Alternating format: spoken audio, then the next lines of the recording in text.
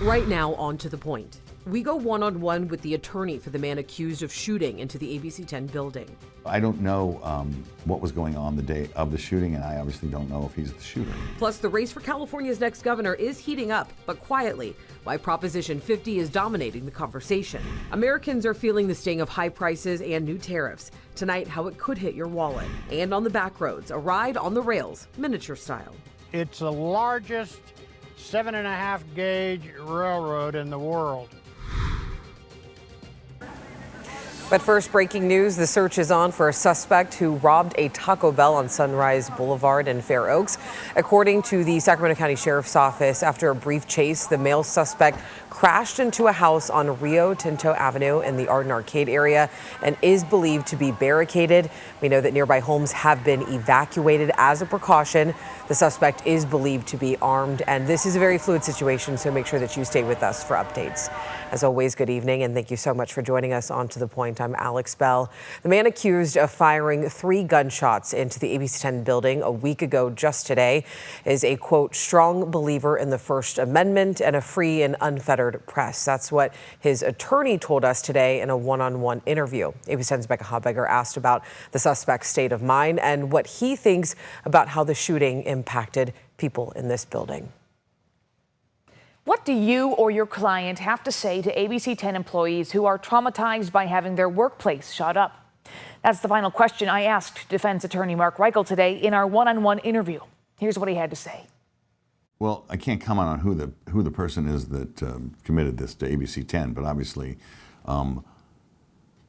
I know my client as well are the strong believers in the First Amendment and the fact that a free and unfettered press is the bedrock foundation of all that keeps America healthy and civilized. Anything you want to say to the people who are experiencing emotional trauma? Well, I mean, obviously, I wish that this would never have happened and they never had to go through something like this. Mark Reichel is the defense attorney for 64-year-old Anibal Hernandez Santana. He's the man county and federal prosecutors accuse of firing shots into the ABC10 building. Nobody was physically harmed. What was his state of mind, leading up to the day of the shooting? I wasn't there, so I don't know. And the law is that they don't have to give me the discovery, which is the reports, the criminal evidence, until about 10 days after arraignment.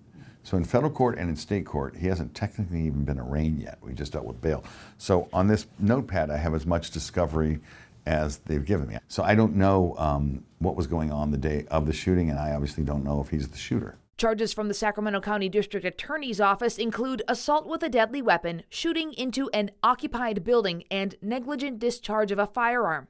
Federal prosecutors are charging him with interfering with a federally licensed station and possession and discharge of a firearm within a school zone. Everybody in America is innocent. He's 100% innocent until 12 people inside of that courtroom, after hearing all the evidence at a fair trial, say beyond a reasonable doubt that he's guilty. At a bail hearing Thursday in federal court, Reichel told the judge his client has been in Alcoholics Anonymous, AA, since 2022 and has a sponsor, and that he has a therapist and takes medication. Do you know whether he was taking his medication at the time? So I believe he was. Can you share his diagnosis?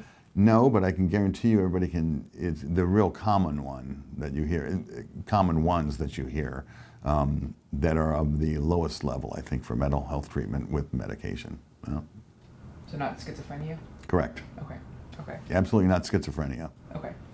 It's in the area of anxiety and depression. Sure. And sleeplessness. Ultimately, the federal judge denied bail for Hernandez Santana after prosecutors presented evidence of possible continued risk to the community, including access to firearms and what they say is concerning recent behavior, meaning he'll stay behind bars for now. Reichel says he'll be asking the federal court to reopen his client's bail hearing sometime next month. As for the state charges, that case is set for arraignment on October 16th. The Sacramento County DA's request for no bail will be heard that day as well.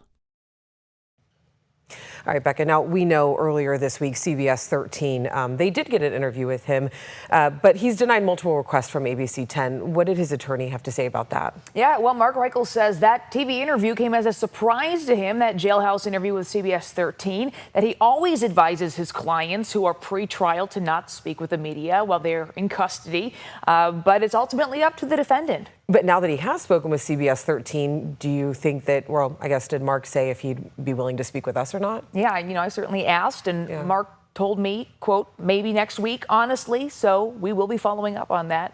And, you can watch my entire interview with Mark Reichel on the ABC10 Plus TV streaming app, and of course, that app is free to download. All right, Becca, thank you so much. Congresswoman Doris Matsui is calling for accountability from the Trump administration. She joined the ACLU and local leaders in calling for the passage of her Broadcast Freedom and Independence Act. This is in the wake of the Jimmy Kimmel suspension. The act would prohibit the FCC from revoking broadcast licenses or taking action against broadcasters based on the viewpoints they broadcast. Free expression is not always comfortable. It can evoke strong emotions. It can provoke us. But it's precisely in those moments that our commitment to the First Amendment must remain the strongest.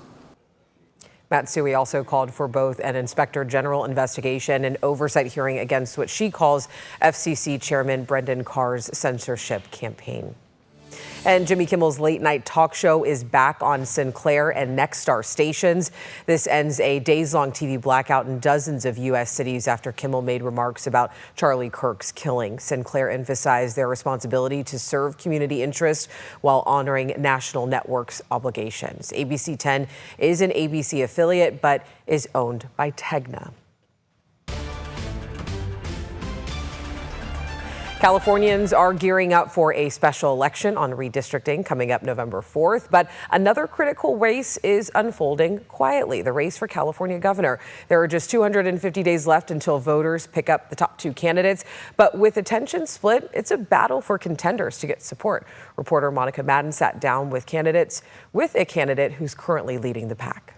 The race for California's next governor is on, but you wouldn't know it based on the current campaign ads. Prop 50, the Election Rigging Response Act. Governor Gavin Newsom's redistricting November special election, top of mind for voters and even the candidates. Lots of people are not yet thinking about the governor's race. They have their mind on Prop 50. I caught up with former Orange County Congresswoman Katie Porter about these issues in a Thursday one-on-one interview. You supported proposals to ban gerrymandering, to ban mid-decade redistricting. We're seeing that being proposed again by California Democrats and a Republican. How, though, do Democrats justify having this measure that would ban mid-decade redistricting while also supporting Prop 50 on the ballot? I think what California is doing here is putting it clear that we are at the tip of the spear in trying to stand up to Donald Trump and trying to stand up to anti-democratic things that are happening, including what Texas did. And part of being at the tip of the spear in doing that is not just saying we're fighting back in the moment. It's saying we are leading the way to a better future. And that's why I think you're seeing Californians push for and talk about we should have independent redistricting in every state. Porter says she's ready and willing to campaign for Prop 50 without keeping her eye off the governor's race. An August UC Berkeley poll shows Porter leading the pack, but by nearly 40% of voters are still undecided, something we will continue to follow. All right, still ahead on To the Point. Americans are feeling the pinch with high prices, tariffs, and job worries, but people are still spending. What it means for the economy ahead. And Sacramento is serving up a culinary celebration, the free event happening all weekend. And we are tracking a weather impact alert as well. Not for the weekend. The weekend will be fine, but we're tracking cooler weather and rain to start next work week. And I've got the forecast after the break. But first, another headlines tonight. A new call for action tonight put a stop to mail theft in one Stockton community. Congressman Josh Harder today sent a letter to the Postmaster General and Chief Postal Inspector. He's calling on the post office to replace locks and apprehend those with stolen master keys. The postal inspector confirms there is still an active investigation. A school superintendent in Des Moines, Iowa was detained by ICE today. According to the Department of Homeland Security, Ian Roberts was arrested after what it called a targeted enforcement operation. Roberts is from Guyana and entered the U.S. in 1999 on a student visa. He was given a final order for removal in May of 2024. And the man who fatally shot 4 people in Manhattan this summer suffered from CTE. That's according to the New York City Medical Examiner's Office. The degenerative brain disease can only be diagnosed after a person's death. Shane Tamura, who took his own life in the shooting rampage in July, played football in high school. Authorities say he left behind a note asking for his brain to be studied for the disorder. Well, happening right now, the Terra Madre Americas celebration. It combines Europe's most popular culinary event with Visit Sacramento's Farm to Fork Festival. So the 3-day event features food and drink tastings from across the Americas, exhibits and celebrity chef demonstrations. The free event runs through 6 p.m. Sunday at Sacramento's Safe Credit Union Convention Center. Looks like a lot of fun. All right, let's get over to meteorologist Brendan Minchev with a look at our forecast, because if people do want to go head out there, how's the weekend looking? This weekend really not so bad, not as hot as where we were today. We were in those low 90s across much of the valley this afternoon. 92 was the high temperature in Sacramento, 91 in Stockton, 88 in Modesto, 84 Placerville, 73 in South Lake Tahoe, and 75 in Truckee. These temperatures across the valley anywhere from pretty seasonal down near Modesto, but warmer than average by 6 degrees in Sacramento this afternoon. Still in those 80s, mid to upper 80s at this hour. 87 in Sacramento, 87 in Stockton as well, 86 in Modesto, 60s and 70s though up in the high country. If you're off to high school football this evening or just headed out for perhaps a date night, it is going to be fairly warm the next couple of hours, but then into the 70s as we head towards 9-10 o'clock, and by midnight upper 60s and low 70s in the valley. Clear and mild to start Saturday morning, upper 50s to low 60s across much of the valley. Saturday warm and sunny with temperatures that are a little cooler than what we had today. I've got some 80s, 87 in Sacramento, some 90s as well too though. 90 in Stockton, 89 in Manteca, 90 in Modesto, 85 in Jackson, 79 in Truckee, and 74 in South Lake Tahoe. By Sunday, we drop into the 70s, almost 10 degrees cooler than normal. And notice we're going to be in those middle 70s to start the work week, about 10 degrees cooler than normal. So let's look at Futurecast and see exactly what is changing. For Saturday afternoon, just a few showers, maybe an isolated thunderstorm in the southern Sierra. By Sunday, we're going to have some clouds starting to push into the valley. It'll be a mix of sun and clouds, some light showers, scattered thunderstorms possible across parts of the high country. But Monday, notice we've got this cold front pushing in. That's going to bring some rain and some scattered thunderstorms with it. We're going to have to look at the extended Futurecast here to look at the rest of this storm. So by the time we get into Tuesday morning, we're going to be looking at showers pushing in across much of the valley. That'll be late Monday into Tuesday, and potentially even one more round of some rain heading into the valley by the time we get towards Wednesday and Thursday. That's a little more up in the air right now, but definitely Monday and Tuesday, cooler and showery. Rainfall totals between Monday and Tuesday could be 1/4 of an inch to 1/2 an inch across parts of the valley, including here in Sacramento. So again, weather impact alert Monday, Tuesday, lingering showers into midweek, and then warmer by next weekend, Alex. All right, Brendan, thank you. Right after the break, Governor Newsom announces millions of dollars for mental health and addiction services, but Republicans say it falls short. And on the back roads, we are taking you to Train Mountain in Oregon, home to the world's largest miniature railroad. Governor Gavin Newsom today announced $127 million of new funding to local governments, and this is to help support the implementation of substance abuse treatment and mental health service efforts, including Prop 36. In a post on X, State Assembly Republicans reacted to today's announcement, saying Gavin Newsom doesn't want Prop 36 to work, saying he gave counties a fraction of what's needed and walked away. Americans increased their spending in August. However, their cost of living were on the rise as food and other goods became even more expensive last month. Ivan Rodriguez breaks down the latest numbers for us. Many Americans are feeling down on the economy. We have about 44% of consumers who are spontaneously telling us that high prices are weighing down their personal finances.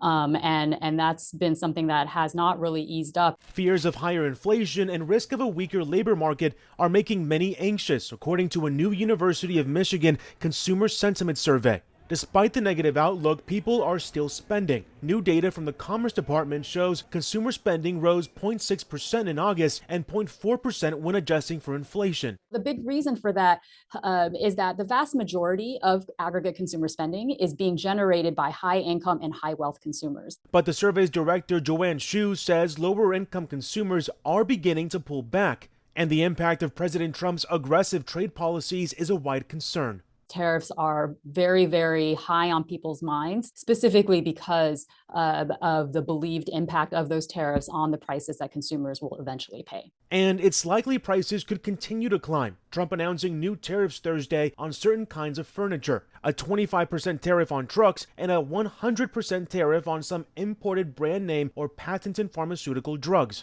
American University's Kara Reynolds says these new tariffs could continue to drag consumer sentiment and impact the economy long term. The inflation, fairly weak job numbers, and lower consumer sentiment, I think that has to hit consumer spending soon. If consumers are pulling back, you're going to see that in economic growth. Dozens of Starbucks stores are closing across California. The company announced closures across the U.S., Canada, and Europe. In our area, 3 Sacramento locations will close, along with one in Davis. Starbucks says that the closures will start immediately. Next on To The Point, hidden in southern Oregon, the world's largest miniature railroad, where big kids and little kids get to live out their railroad dreams.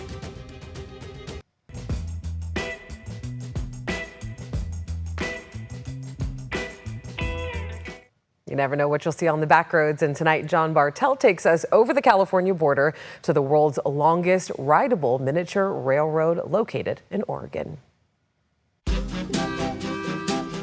From the sky, you would think Chiloquin, Oregon is a bustling railroad town with a large train station.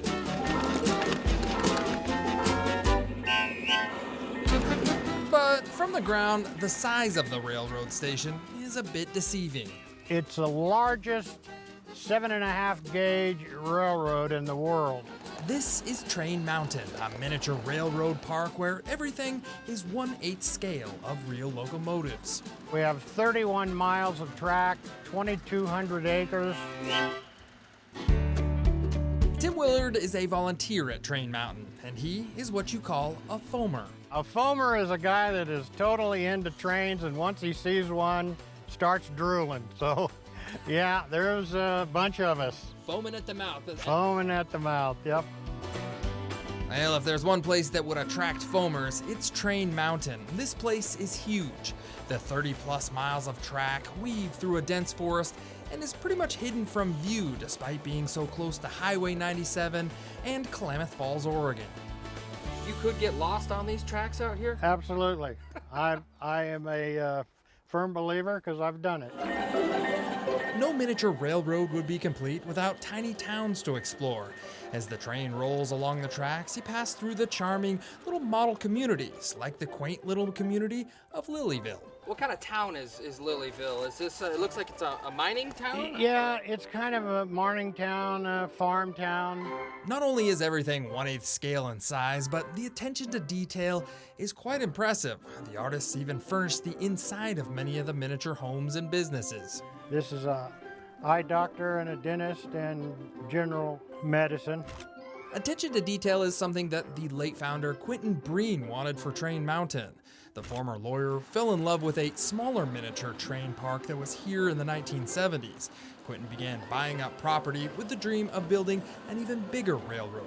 And then once he got into this hobby, it kind of took off like a rocket, and he'd get volunteers. Almost everything you see around here is volunteer work.